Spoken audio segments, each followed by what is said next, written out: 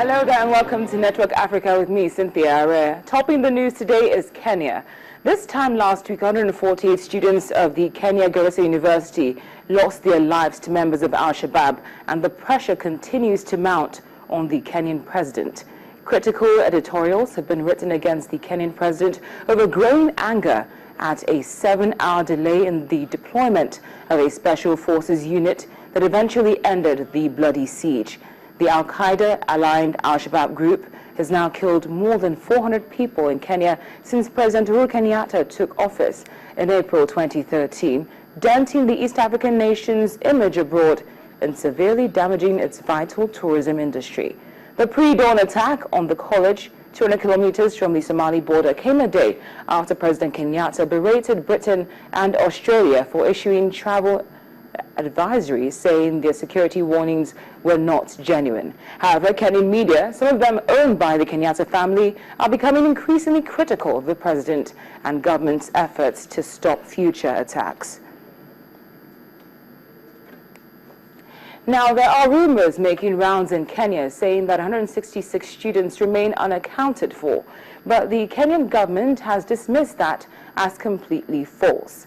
As the university's academic staff union has also said they are fearful that the alleged missing students had been kidnapped by Al-Shabaab. But even the Kenya Ministry of Education has dismissed the claims as nothing but unfounded.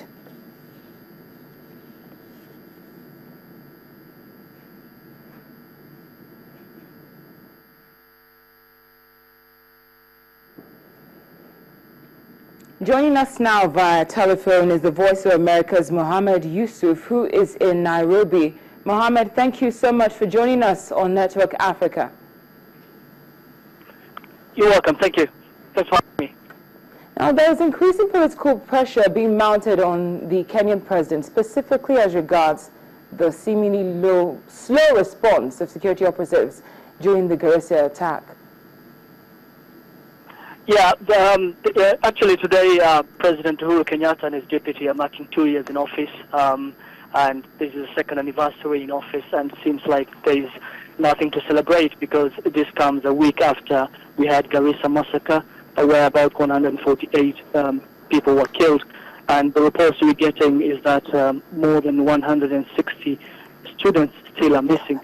So it's not a good time, and pressure is so huge, and up to now, some families are still in a city mortuary trying to identify their loved ones, and this you can see it's giving lots of pressure to the Kenyan government. And since the attack, or probably on Saturday, we have not seen the president in public, and in some ways it means that we understand that he's really feeling the pressure.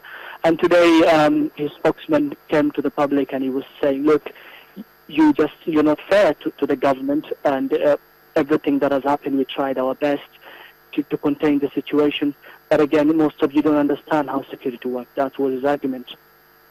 Mohammed, how valid are these accusations? Because we've seen a relatively, high response from the Kenyan government. I mean, in just a week, we've seen how the airstrikes carried out in Somalia targeting the group. And we also saw that the Kenyan Foreign Ministry also sought more international help in intelligence to identify the groups, as regards terrorism. So it does seem a bit unfair to say that the government has not necessarily responded the way it should be, or it should have.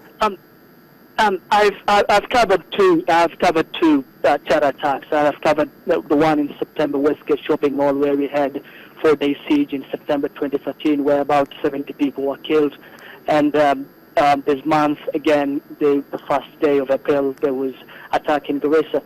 If I compare the two, at first in September 2013, there was so much confusion between the security sector, security organs. But if you compare with how they handle, in some ways, in some way they have done not that bad. But the problem is the figures is so huge, 148 people, even though they tried to finish the whole attack or try to conclude the whole attack in about 10 hours compared to Westgate where we had 4 days. But again, if you compare with the number, it's so huge. But again, in fairness, the government, they're trying to learn, and this is the second one, and in some ways they try to put up the game, try to cope up with that kind of situations.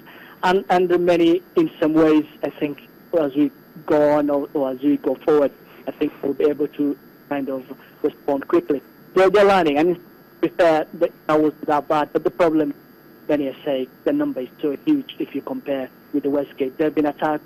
The Kenya sent helicopters downship to attack some hideouts in Al-Shabaab, particularly in southern Somalia. The Kenyan government is saying there have been casualties. And this is not the first time there have been such kind of reaction. If you remember, in November 2014, there was an attack in a bus that was in Nairobi. 28 teachers were killed. And after 2 days, then we had an attack, an aerial bombardment in Somalia, targeting Al-Shabaab training camps and hideouts. And in some ways, the Somali Al-Shabaab in Somalia are feeling the heat government or Kenyan troops, and that's why they had to say, we want your troops out. That's where we can live. But so long as your troops are in Somalia, we're still going to fight inside Kenya. And finally, just before I let you go, Mohammed, any more information concerning the rumor about the 166 students who remain unaccounted for, even though those rumors have been shut down by the Ministry of Education and the Kenya presidency? Yeah, but again, that is the thing. I think you cannot make a rumor if actually someone's family is missing. That is not a rumor. It is a human beings, and these students who are very young, 18, 19, 20, 21, 2, 3, and they were at school. And many are saying they didn't deserve to die that way. In numbers, they have died. But again, I don't think there's any person actually who can hide a human being. If they're there, they're there. If they're missing, they're missing. But the fact remains that there's some bodies that are yet to be identified, because they're looking ways to identify using DNA, fingerprints, and all this. Because to understand, some of the families who spoke to, they're saying you cannot identify some of these people have been killed because their body and you cannot see their faces, and so some of the bodies have been decapitated in some ways. But again, maybe some of them were saying that there's still people missing. Maybe the remaining 30, 40 people that are yet to be identified, maybe that is where some of their loved ones are.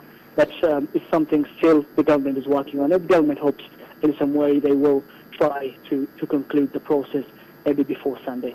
Mohammed Yusuf for the Voice of America in Kenya, Nairobi, thank you very much for joining us. We appreciate your time.